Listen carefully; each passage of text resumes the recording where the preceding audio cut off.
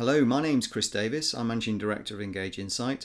We're a research and development consultancy, and we've developed over the last 5 years a technology called Model Office, which really incorporates all our research into professional development, looking also at what consumers are saying that they need and want, and also now incorporates all the relevant regulatory directives that are coming through to ensure that businesses remain compliant, client-centric and sustainable.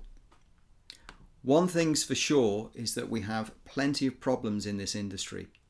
It's raining regulations non-stop. That's not going to go away. And we've also got too many unknown unknowns. Brexit is a classic example. Lots of risk, lots of unsurety in the marketplace amongst business, among markets, amongst consumers, which creates a lot of key issues for businesses in developing their services on an ongoing basis. We've got compliance costs, regulatory fees and levies only going one way. That's up. Cybercrime is on the increase. And what is quite clearly changing is the customer journey. We're very interested how firms are starting to marry up online and offline services, how they're mining social media data to understand better clients or customers' propensities to buy more, their sensitivities to fees that you are charging. We also have an ongoing trust deficit in the industry, and that has not changed since 2008. In fact, it was there before 2008. It's just been exacerbated since the financial crisis. But there is good news with the trust deficit, which I'll talk about a little later on. Service suitability with the FCA is very much a hard focus for the regulator as it stands. And we've also got what we call a double lot regulation coming through with suitability, which is product appropriateness tests via MiFID II, which comes through in January 2018. Systems and data quality are very much in focus and need to be checked on a regular basis where systems and controls are in question. And obviously there what we want to ensure is that firms have a good streamlined approach across the front, middle and back office. But what we also want to ensure is that the quality of their data is very, very good. The old adage about rubbish in, rubbish out is never more important when we talk about the quality of a firm's data. And lastly but not least is employee and client engagement. Richard Branson, I think it was, who said that without engaged employees, we're just not going to have engaged customers. And that is an ever true mantra as firms build and as they move forward in the industry, and we need to ensure that that's all factored in. The size of the problem is such that there are some chunky numbers here which really are a cause of concern as we move forward. Cybercrime, as I've said, is in the increase. Last year is around about the 2.5 million mark in the UK alone. We've got £56 billion paid in consumer redress since 2000. Now that is actually far more than banks made, for example, from the products that they missold. And that tells a sorry story about short-termism versus long-termism. We've got the issue of Brexit, where we're potentially turning it back on 500 million consumers in the EU, and how is that going to play out? We just do not know. We've got the fact that 330 million has been paid by to the Financial Services Compensation Scheme levy by the industry in the last tax year, and again that's more than likely going to be increasing over the years.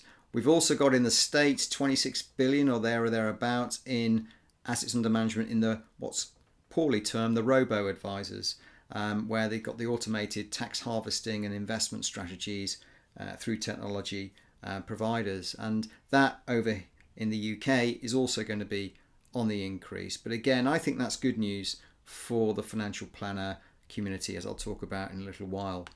Just like to focus on this trust deficit issue. You may be familiar with the Endelman Trust Barometer. In 2016, Endelman came out with, looking at the issues that financial services is the most distrusted industry, and it has been for quite a number of years now. It's on the way back, which I think is good news. And I think the interesting point about the data on this slide, if you can read it, is technology is now viewed as the most trusted industry amongst consumers worldwide. And I think is really good news for retail investment services in the UK, because if they're starting to marry their business propositions with technology, whether they're looking at what we call cyber advice, where they're marrying cash flow technology with human intervention, whether they're bringing in what is called robo advice with their services, I think that's a very interesting proposition where the Endelman Trust Barometer sits, because if they're doing that, then there's a good chance that they're actually going to hit a sweet spot, which is what consumers, clients, customers need and want from the industry as we go forward. As I talked about, it is raining regulation. We've got a lot of regulatory papers coming through. It's very hard to make sense of all this as we go forward, and we pay a lot of money in the industry to compliance experts, and in many ways my biggest pushback to the compliance industry is that there's a lot of checklist and tick box exercises that goes on. The good ones out there, and there are some good service providers, they do go above and beyond that and take a look at the holistic view of how compliance meets consumer needs, meets business needs, and how, for example, compliance documents can also be used as marketing tools. But the key issue here is that the regulatory papers, the FCA actually do a really good job. There's a lot of good golden nuggets within those papers that we can take, which focus on their good outcomes that they cover for financial advisory firms to make sure that they are meeting client needs. And that is all factored into our technology. It would be remiss of me not to mention the Financial Advice Market Review and the good work that the Financial Advice Working Group is currently doing. And the reports that they recently released are very good reading. And they cover three key areas, which is really the affordability issue for consumers, looking at accessibility to the industry, and also liabilities and redress, really starting to look at addressing the fact that retail financial planners and advisors and wealth managers and banks are at the cutting edge of regulatory risk, and what can be done there.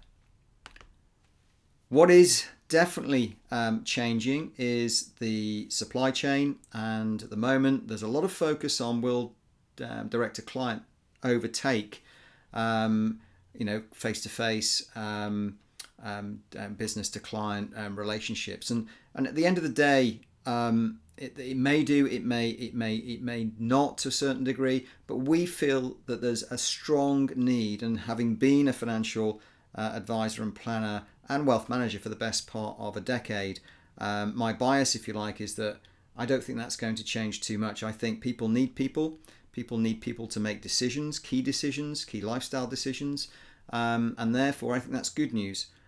But the industry does need to change. It needs to open its mind to new technologies, and it needs to be very savvy in how it employs that technology to make sure that they're going to meet ongoing client needs as we go forward. So what's the answer? Well, there's no panacea, there's no silver bullet, but Model Office really, if you look at it as a business Fitbit to take a look at how you're doing as a business, how you are competing against your peers. We've researched now over 600 firms over the last 5 years, and it takes a look at how you can benchmark against your peers, but also benchmark against the FCA rules and whatever rules are out there, such as MiFID II coming through. It's really not to advise you, it's there to guide you, it's there to give you a guidance platform about where you currently sit, where you want to be, and most importantly, what you need to do next to improve your scores as you go forward. And gamification is, with the rise of technology, is becoming very, very important. Data is power. Data in many ways is the new oil. That's the way I look at it and we look at it. Data is very powerful, it's much coveted, and it can give us so much good information if used correctly and ethically by firms to ensure that consumers are connected, that they are targeted correctly through marketing, and also, most importantly, their knowledge, their engagement, their comfort with services, the choice and steers that are available make sure that clients can actually make better decisions and better choices. And so it is with Model Office and the RegTech FinTech platform that we've developed. We've developed a platform that really focuses on what are the key areas, what are the key resources, what are the key strategies that you can employ today to really make a big difference to the direction of travel your business is going under. Now, I'm a big fan of looking outside the box, looking at other industries, for example, about what's gone on from a wider angle. And I think that's very important because retail financial services, by the very nature of the business, is very transactional. It can be very navel gazing in more ways than one. So it's very important to take the blinkers off. Other industries, well, my beloved Liverpool Football Club were bought by an American group who owned Boston Red Sox. And an interesting story about Boston Red Sox is they hired a baseball sabermetrics pioneer called Bill James. And Bill James applied rigorous statistical analysis that really demonstrated that on base, as it was called in baseball, on base percentage and slugging percentages are better indicators of success. So really it was just focusing on the data and what the data provided, and then how they applied that data to coaching the players on an ongoing basis. And you'll see, not just Liverpool, but a lot of football clubs, a lot of sports now are heavily involved in not only just the data and what the data means, but also coaching and what coaching can do to improve performance on a sustainable level. And I think the industry has a lot to learn about that. We've got the horror stories out there. I've put up HMV and Kodak, for example, and we all know what happened with Kodak. For those of you who may remember Kodak, Kodak really discounted the digital revolution that was coming over the hill, and they were turning over 250 billion at their height or more, and now they are non-existent. They became a dinosaur. So that is very much a case at the moment. If for those firms who aren't truly taking on the new digital and fintech and certainly regtech revolution, there are key lessons to be learnt there. One of the key areas that is on that slide is what Netflix did. Netflix really came into the market, and they saw the high street version of what they were offering as a dead model, where you would go in and you'd rent a film rather than you can do it on a streamed basis. And so the key message for that is, don't confuse the value you provide with the way that you provide it. We've also got other technologies which we all know. We only have to put up the icons to see what they're up to. Netflix is there. Netflix has no cinemas. Facebook has no content creation. It's all created by their users. Uber has no taxis. Airbnb, no properties. Interesting thing about Airbnb is the fact that the Hilton Group, for example, took 93 years to gain 6,000 rooms to rent. Airbnb, it took them 4 years only. Fidelity have conducted a great piece of work in America, focused on an e-advisor, they call it. Now, forget the terminology. We call it cyber advice or cyber planning. But really what it's focused on is those advisors who have been open enough and savvy enough to incorporate technology in a really streamlined and careful and clever way within the business, have actually benefited dramatically from that. And as you can see here, that their e-advisors in the grey have produced higher assets under management. There are more high value clients in the business, more asset under management per client, more clients in the business, and also focusing on the next generation, looking at what's next for the business and not just focusing on, for example, the baby boomers. So that is a really big advocate of those firms who are getting very tech savvy and incorporating technology into the business in a really good way. Our research, this is a very busy slide, but this is taken from our research paper about robo-advice, which was produced just over a year ago, and you can download all our papers from our website. And this really has focused on where we see, for example, the client journey going and advice models going and planning models going over the next 3 to 4 years. And what we're talking about there is key issues surrounding engaging clients, using technology through marketing, and whether that's using social media, whether that's using online fact finds to get clients initially involved, whether that's focused on areas such as coaching apps to get clients involved in understanding how their decision making works around money.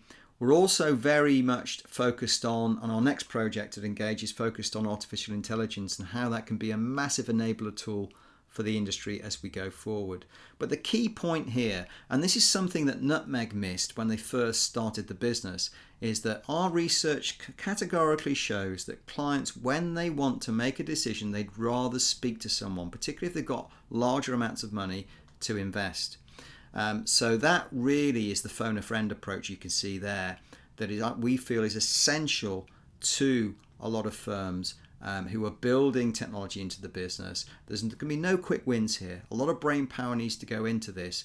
But the good news is that clients are saying to us time and time again that they want to speak to someone. They value the human interaction.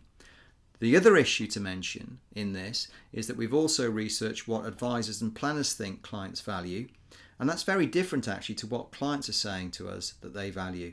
Where advisors and planners are concerned, they seem to think where clients on an overall basis, what they value is really the research, the fact finding, the hard stuff, the transactional stuff that's done. Whereas the clients are coming back and saying, no, it's about the emotional journey. It's about answering the question, am I going to be okay?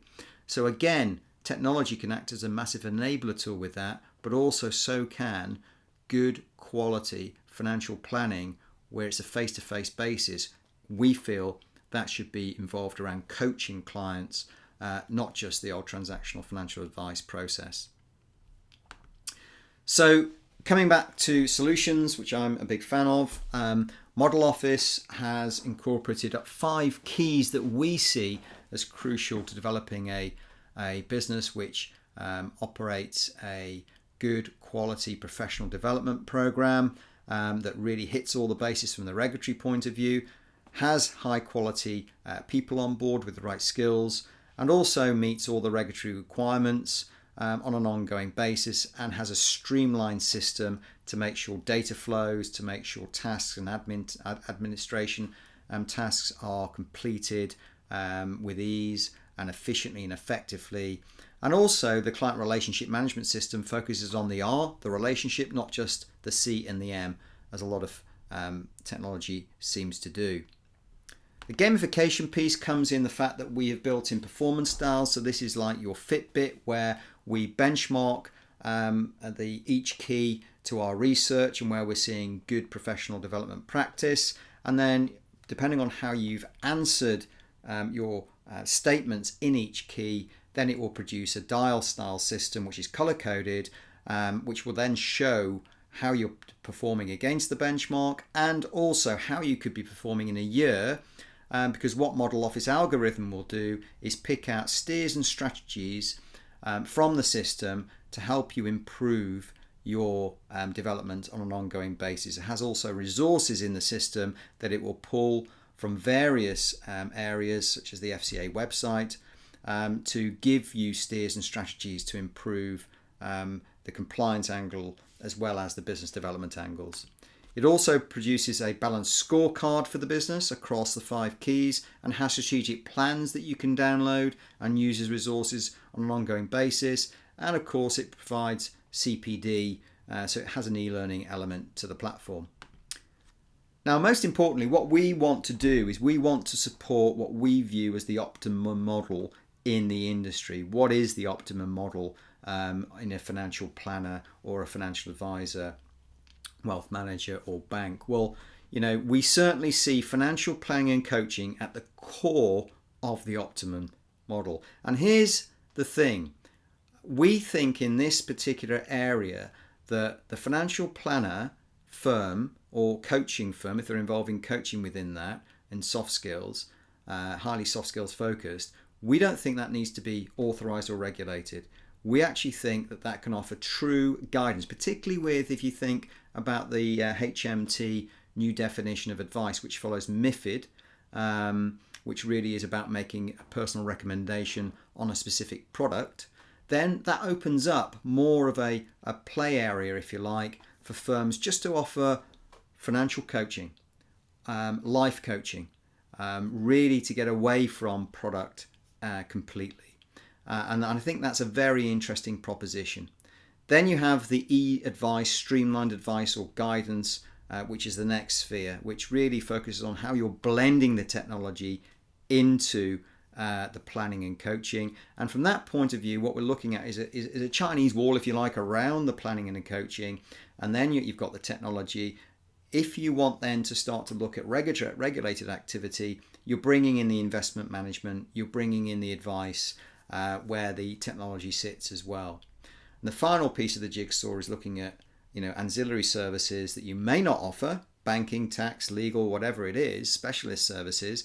But the trick is really to make that look seamless to your client and your customer. And that is a very valuable proposition that we see in the marketplace. What that can do, quite simply, is increase revenue for the business. So in this particular case, we've looked at 2.3 overall charge split between fund manager, tax wrapper, platform and advice, for example. You can see the splits that are there at the moment. There's a lot of downward pressure. Fight to the bottom may be for fund managers, tax wrappers and platforms at the moment. But that is only good news for those financial planners who are highly professional, who involve coaching within the business. Because what that can do is enable a downward pressure to come on the financial planner, tax wrapper and the platform itself, but also most importantly, advisors or planners can actually increase their charges accordingly.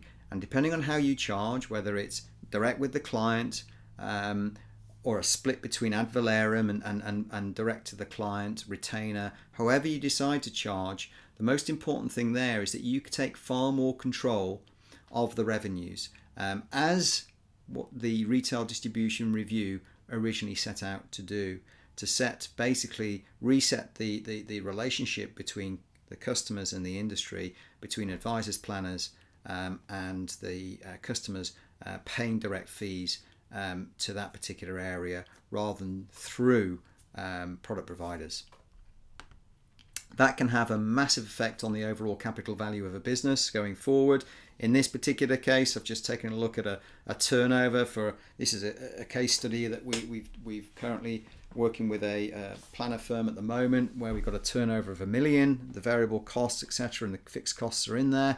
You've got an EBITDA of £500,000, PE ratio of 5, value at 2.5 million, for example. That we feel can be increased quite dramatically if you're looking at a PE ratio of 7 to 5.25 million, and in fact PE ratios can be way above 7 depending on that optimum model that you're operating, which incorporates technology.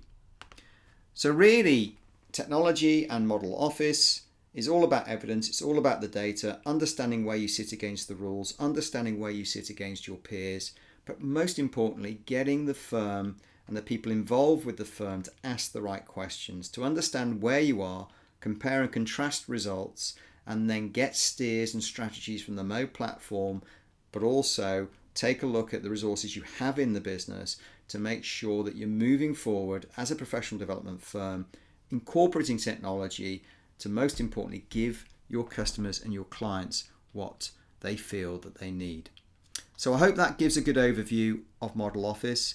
We'd love to hear from you, and you can contact us through our website model-office.co.uk, or you can email me, Chris Davis, so it's chris.davis, Davies, @engageinsight.co.uk. Many thanks for your time.